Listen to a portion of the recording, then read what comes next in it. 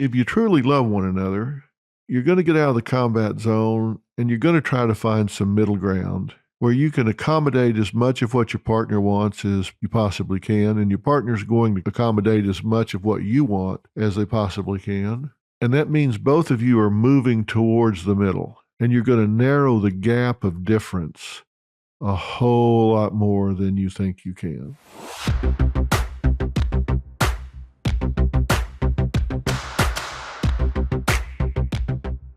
I'm Dr. Phil, and this is Relationship Reality Check number 3. So if this is the first one you're listening to, logic tells you you've missed number 1 and 2. In number 1, I spoke a lot about how you relate to yourself, because you are with yourself 24 hours a day, 7 days a week, 365 days a year. So it stands to reason that if you don't get along with you and you take yourself with you everywhere you go, that bad relationship is going to contaminate every interaction you have. Then in number 2, I started talking an awful lot about the way you enter relationships with other people, the attitude of approach you bring to it, how much you really know about your partner. I said, while this deals with relationships with everyone, I'm going to talk about it as though it were your significant other. And I left you with a great tease after talking about 5 of the biggest myths about relationships that lead people down the primrose path. I said I was going to talk about the importance of 4 minutes out of every day. And I was talking to you about myths and the fact that I like busting myths. And the reason I said I like to talk about that so much is because it's not what happens in your life that gets you all upset, if you do get upset. It's not what happens in the world. It's whether or not what you expected to happen happened in your life. You see, you have expectations, something in your mind about how things are supposed to be. If once you get into the situation, that's not what happens, that really bothers you. That's what upsets you. Myth number 5 that I didn't spend much time on because it's so ludicrous is that relationships, in order to be great, have to be peaceful. Merging 2 lives is not a success-only, pain-free journey. Now, I promised you at the end of last time that I was going to go through 5 more of what I call the Big 10 myths, but I also promised you something else. I promised you that I was going to talk to you about 4 minutes that can absolutely change your relationship. And let me tell you what those 4 minutes are. Those 4 minutes, and there's a lot of research to support this, by the way, those 4 minutes are what I call the first 4 minutes. Because research tells us that when significant others, when partners have been apart, maybe you get up and you both go off to your jobs in the morning, or maybe one of you stays home and the other one goes off, or you just separate in the beginning of the day, you go your different ways, and you're apart for the day. And finally, at some point, you connect again. You come back together at the end of the day. What happens in that first 4 minutes dictates the tone and the outcome for the rest of the time you spend together.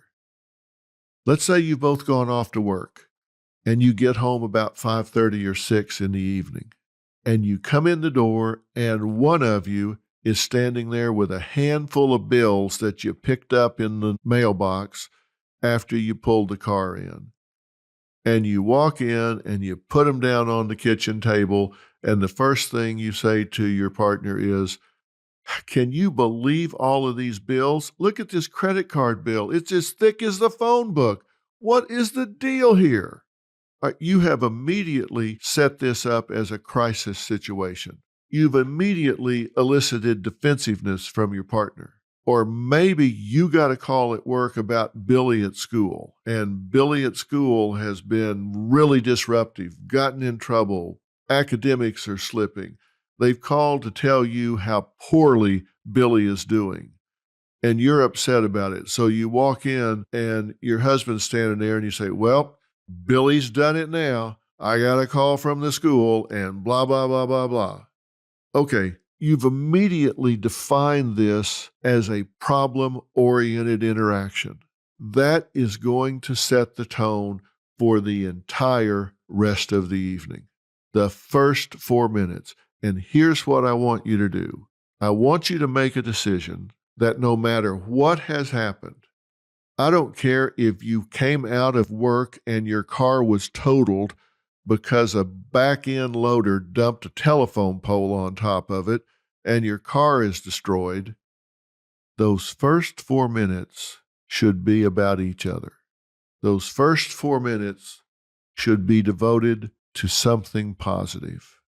Those first 4 minutes should be acknowledging each other as human beings, focusing on the good things in your life, focusing on maybe remembering why you chose this person as your partner in life. Maybe it's talking about something funny that happened.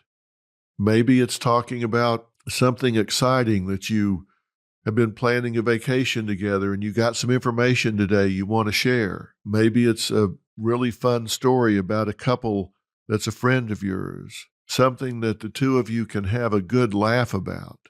Maybe you got some pictures with the dog or the cat or I don't care. It doesn't matter. What matters is that the first 4 minutes are spent with the two of you personally regarding each other in a positive way. You don't walk in the door being negative. You don't walk in the door solving a problem. You don't walk in the door addressing some crisis, some issue, picking up an argument from when you left that morning to go to work. You come in and you just call timeout, détente, truce. You walk over, give your partner a hug, say, hey, it's good to see you. Before you say something, it could be disastrous. Before you do something that could be disastrous. Before you say or do something that is not ever going to be forgotten. Before you do something that is just going to be really hard to unring that bell, you need to really think about that. Because there are an awful lot of things that seem like a good idea at the time. You know, the old adage, count to 10 before you say something. That's so you can cool off a little bit. When he came home and found all of that, I still know these people, and I don't think he's over that yet because he knows what she's capable of. He knows how much she is willing to hurt him, how much she is willing to strike out at him. And it really doesn't matter what he did. Nobody talks about that. What they talk about is this insane woman that cut the heart and crotch out of his clothes, then painted them green before she destroyed all the things that he valued. And most people would say, man, if he wasn't cheating, he should. People start justifying unjustifiable behavior. The fact of the matter is he may have been inappropriate, and that should be dealt with. But because of this venting, because of this talking before you think, he just gets a free pass. What is myth number 7? Myth number 7 is that a great relationship has nothing to do with sex. Yeah, well, that's not right. It does have something to do with sex. I'm not saying that sex is everything. If you have a good sexual relationship, it registers about 10% on the important scale, meaning it makes up about 10% of what's important in the relationship. But if you do not have a good sexual relationship, it registers about 90% on the important scale. Now, what do I mean by that? What I mean is if you have a good sexual relationship, you enjoy it, you feel relaxed and accepted and involved and intimate with your partner, and you just move on to all the other aspects of the relationship, all the other parts of intimacy, the sharing, the mutual support, the knowing each other, the being able to read each other, the things that really define the relationship. So if you've got it, it's about 10% and you move on to other things. But if you don't, it's about 90%. Why? Because man's number one need is acceptance. And when I say man, I mean humans. I don't mean man, male man. I mean people, male or female. Our number one need is acceptance. Our number one fear is rejection. And when you're in a romantic relationship, when you're in a committed relationship, the most vulnerable you feel is if your partner is attracted to you or not. If you are rejected at that level, if your partner shuns you sexually, they say, I'm just not attracted to you. I'm just not stimulated by you. I just have no desire for you. That's when it becomes 90% because you can't get past it. If that is good, if that is meeting both partners' needs, that's when it's about 10%. You say, okay, check that box and let's move on. How well do we know each other? How much time do we spend with each other? What kind of problems do we need to resolve? What's our communication levels? How do we respond to each other sensitively, etc.? So ask yourself, what does it communicate if you have an asexual relationship? And I'm not just talking about intercourse. I'm not just talking about the act itself. When you ask people, how often do you have sex?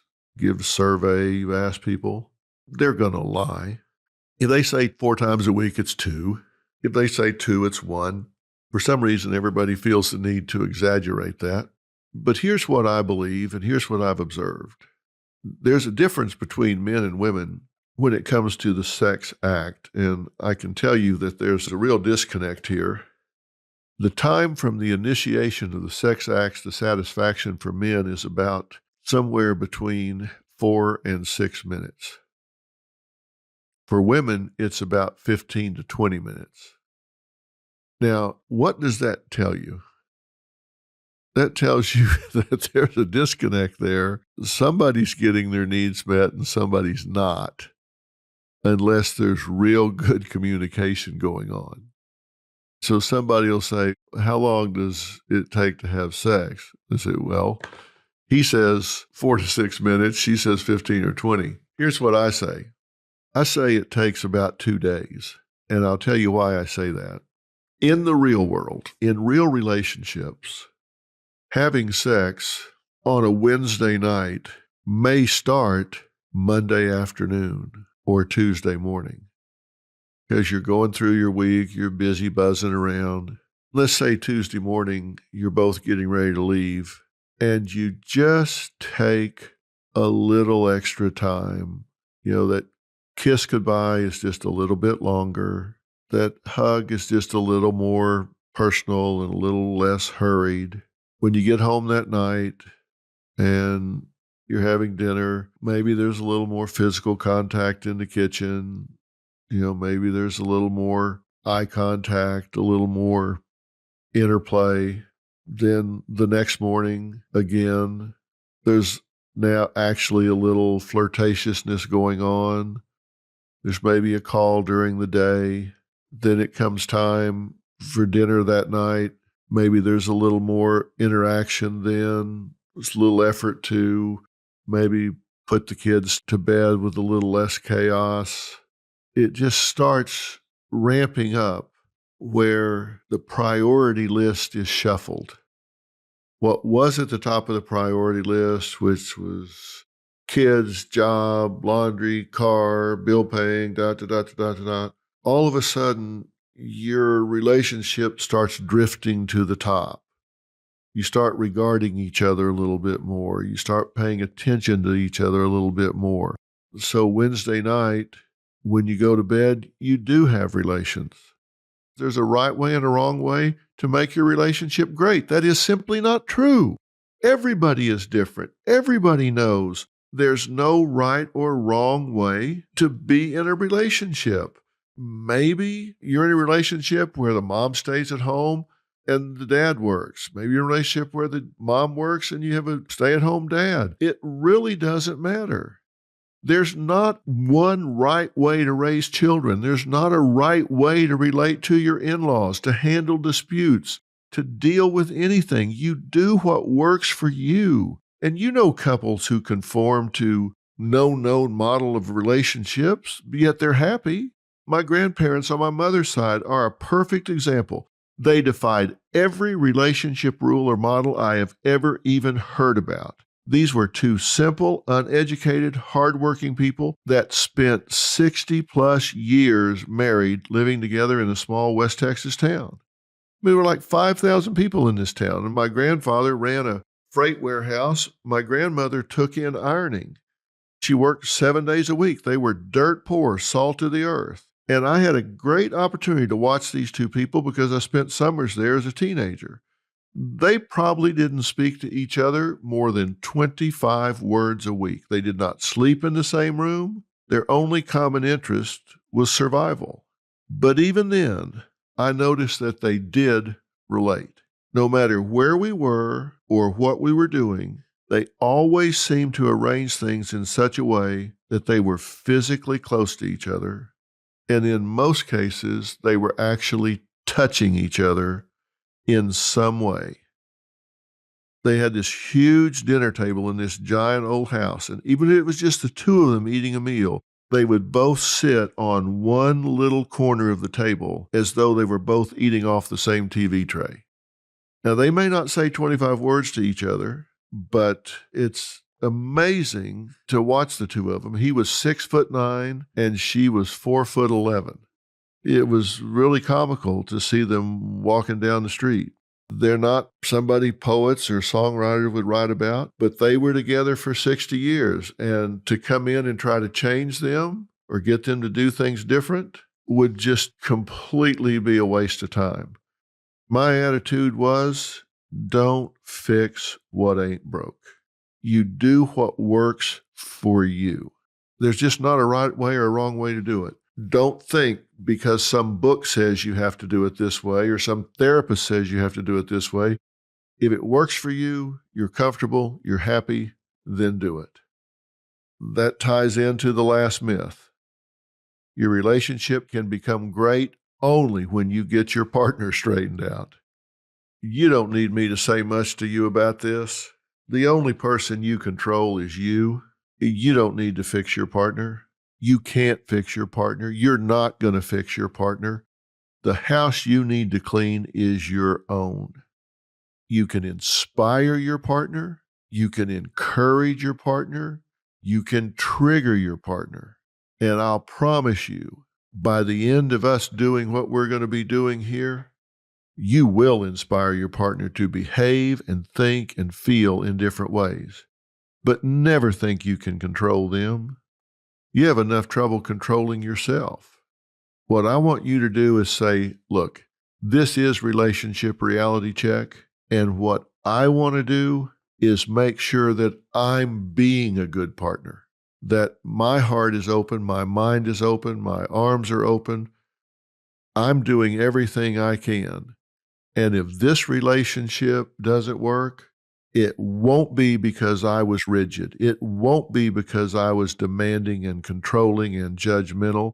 It will be because of some reason other than me. Because as for me, I'm going to approach this with an open mind and an open heart, and I'm going to lean into it and ask myself, as my life manager, what can I do to make this relationship work? What can I do to inspire myself and my partner and everybody around me to be passionate about being together? To do that, you're going to have to do something called eliminating your bad spirit. Because we all have things that we do that get in our way. Some of us are scorekeepers. Some of us are fault finders. We just can't look at somebody without taking their inventory. Some of us are rigid. We think it's our way or the highway. We're passive warmongers. We just do all kinds of things that program us to fail. I'm going to get you to see that in yourself so you stop being self-defeating. And when you do, you're going to find that the principle of reciprocity does work. I'm going to get you to have the insight you need to recognize why the world relates to you the way it does. Because I have, since I was 12 years old, been fascinated with why people do what they do and don't do what they don't do. There's a second part to that, and that's how to get people to do what they do and not do what they don't do. There is a powerful, powerful weapon in getting people to do what you want and need them to do. It's what I call the secret sauce. And I'm going to reveal that to you the next time we talk. I'm Dr. Phil.